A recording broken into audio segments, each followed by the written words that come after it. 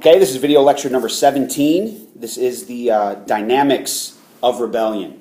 We've got several sections that we're going to cover today. The first deals with politicians protesting and the crowds rebelling.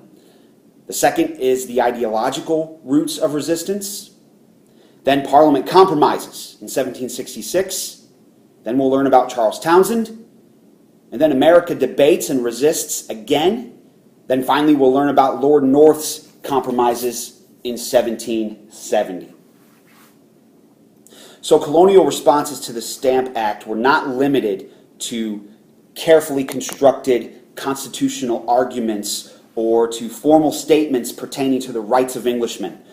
Some radicals did not concern themselves primarily with the legitimacy of parliamentary taxation.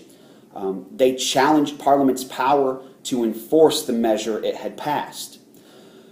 Establishing extra-legal organizations, the most famous of which emerged in the summer of 1765, known as the Sons of Liberty, they undertook a coordinated program of intimidation.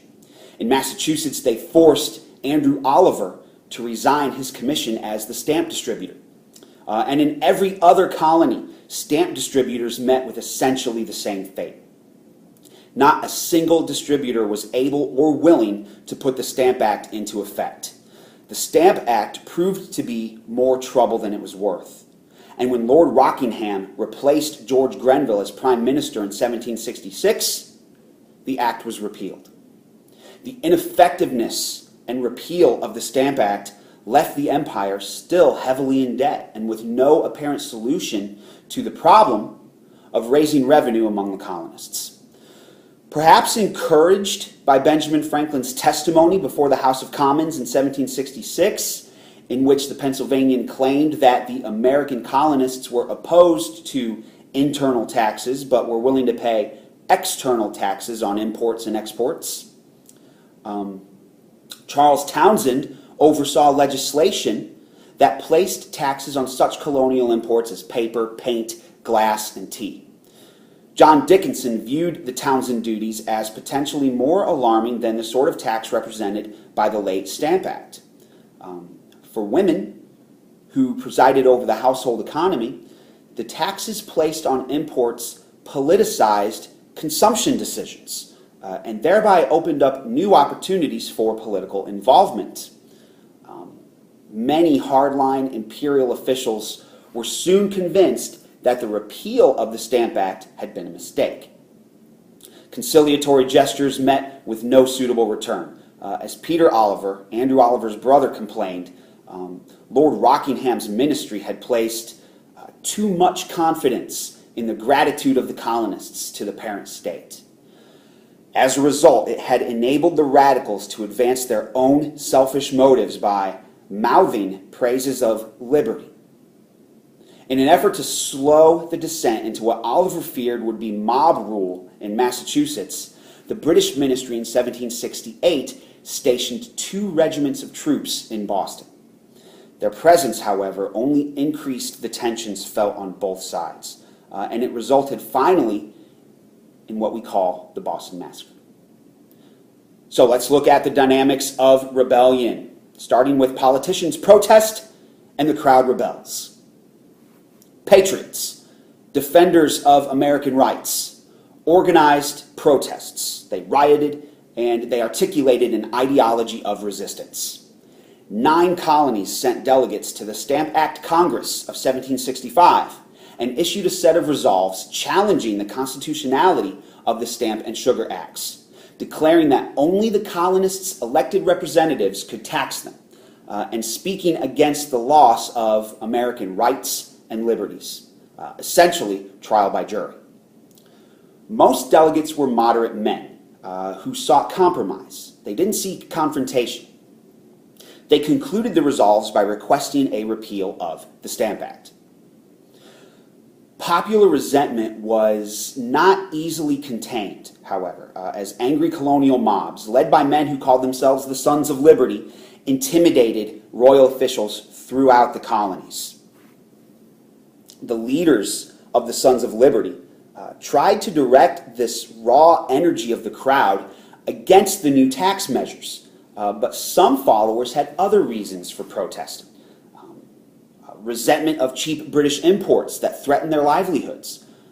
Religious passions that ignited resentment of the arrogance and corruption of royal bureaucrats.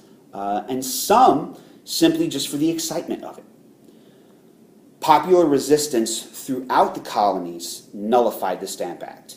Royal officials could no longer count on the popular support that had ensured the empire's stability for over 3 generations.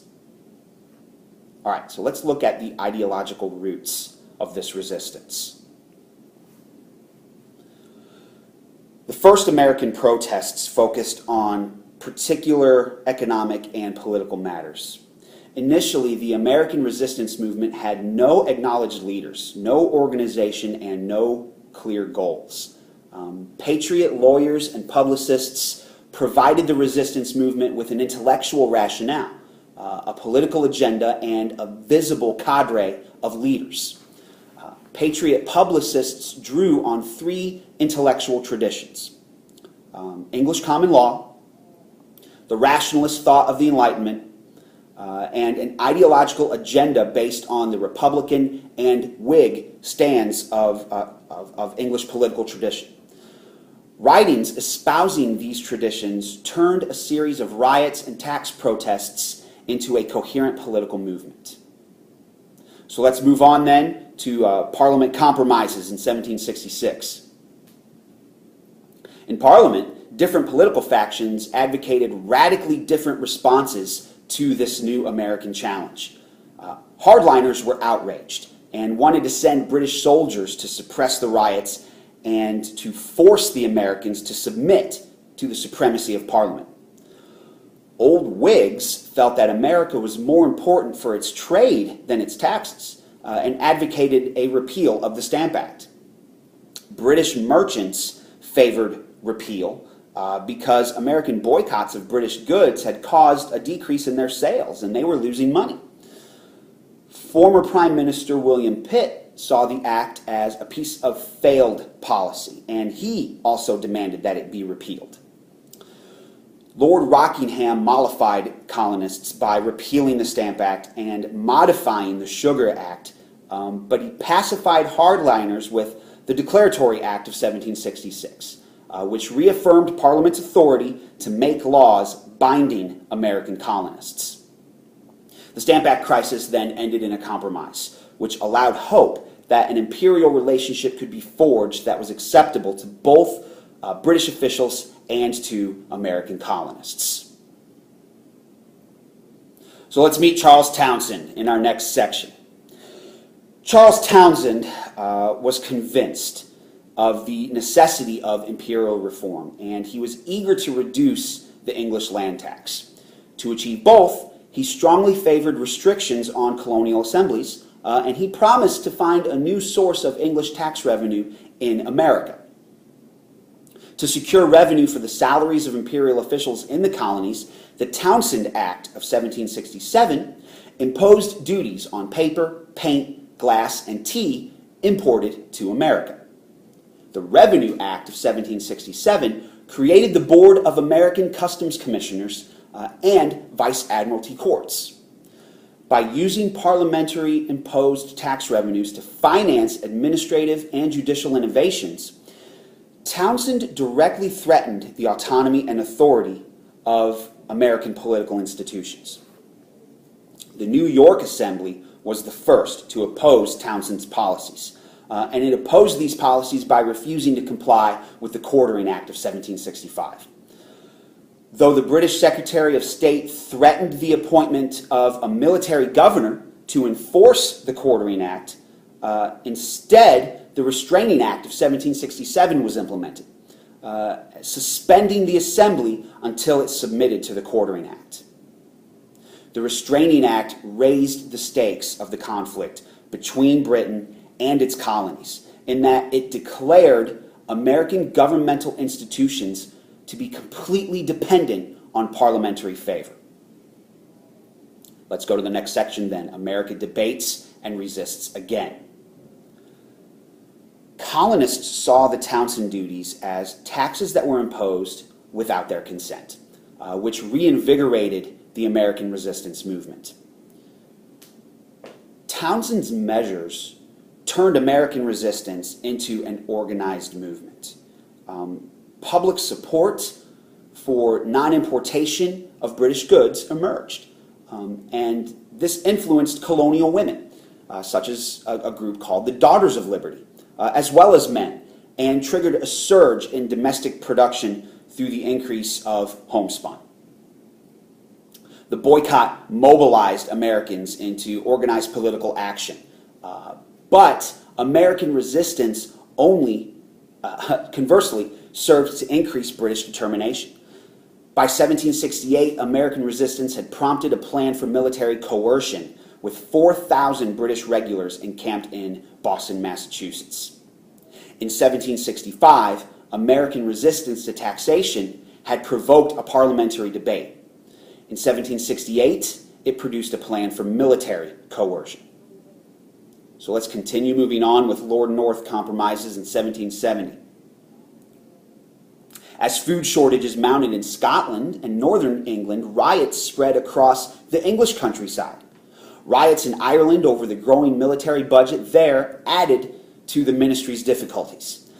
The American trade boycott also began to have a major impact on the British economy. The rising trade deficit with the Americans convinced some British ministers that the Townsend duties were a mistake, and the king no longer supported the use of potential military force in Massachusetts. In 1770, Lord North persuaded Parliament to accept a compromise plan that repealed the duties on manufactured items, but retained the tax on tea as a symbol of Parliament's supremacy. This is something they would not let go of. In response, colonists called off their boycott. Even violence in New York and the Boston Massacre did not rupture the compromise. By 1770, the most outspoken patriots had repudiated parliamentary supremacy, claiming equality for the American assemblies within the empire. Some Americans were prepared to resist by force if Parliament or the king insisted on exercising Britain's claim to sovereign power. So you obviously know where this is leading. And this does conclude our video lecture for today. Please address the review questions at the bottom and continue on to your reading and note-taking.